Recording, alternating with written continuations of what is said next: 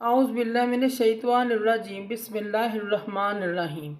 शुरू करती हूँ मैं अल्लाह के नाम से जो नहायत मेहरबान और रहम करने वाला है। मोअज़्ज़िज़ सामीन कराम, अस्सलामु अलैकुम रहमतुल्लाहि व बरकातुहू। उम्मीद है आप खैरियत से होंगे। अल्लाह पाक आपकी मुश्किलात का हल फरमाए। अल्लाह पाक आपकी जायज़ ज़रूरियात को पूरा करें। आमीन सुम्मा आमीन।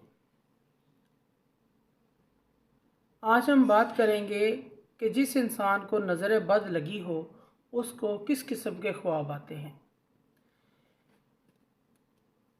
जिस इंसान को मर्द हो या औरत हो, कोई बच्चा हो, उसको नज़र बद लगी हो, इसको दो किस्म के ख्वाब आते हैं।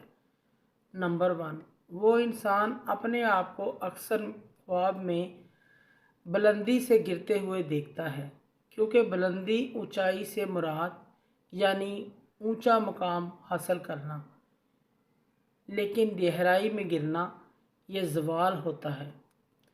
तो ख्वाब में बुलंदी से गिरते हुए देखना ये नज़र बद की अलामत होती है। इस बात की तायीद इमाम मेहदी की हदीस से हुई है। ये पहला ख्वाब है, नज़र बद वाले इंसान को आता है। ये नज़र बद की अलामत होती हैं। नंबर 2, नज़र बद वाले को अक्सर ख्वाब में कोई शख्स या सिर्फ आंखें घूरती हुई नज़र आती हैं। यानी या तो कोई बंदा इसे घूर रहा है, घूरता हुआ नज़र आता है, या सिर्फ आंखें इसको घूर रही होती हैं, ये उसको नज़र आती हैं। ये भी नज़र बद की अलामत होती है। आंखों से घूरना नज़र बद की अलामत है।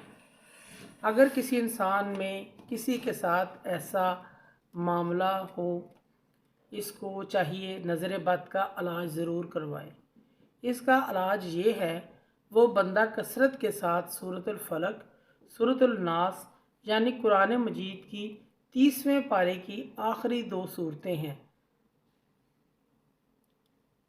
आखिरी जो कुल शरीफ है सूरतुल फलक, सूरतुल नास, इसकी तलावत कसरत के साथ करे, तलावत करता रहे। अपने ऊपर भी दम करे, यानी पानी पर भी दम करके इसको पीता रहे। अल्लाह ताला इंशाअल्लाह ताला अल्लाह ताला के हुक्म से इसकी नज़र बद हमेशा के लिए ख़त्म हो जाएगी। इस चीज़ की अलामत है। मोअज़्ज़िज़ सामीन कराम, अगर आपको हमारी वीडियो अच्छी लगी है, पसंद आई है, तो इसे ज़्यादा से ज़्यादा सदका जारिया समझ कर लाइक करें और शेयर करें। अल्लाह पाक आपकी मुश्किलात को हल फरमाए। अल्लाह पाक आपके हामी नासर हों। जज़ाकल्लाह।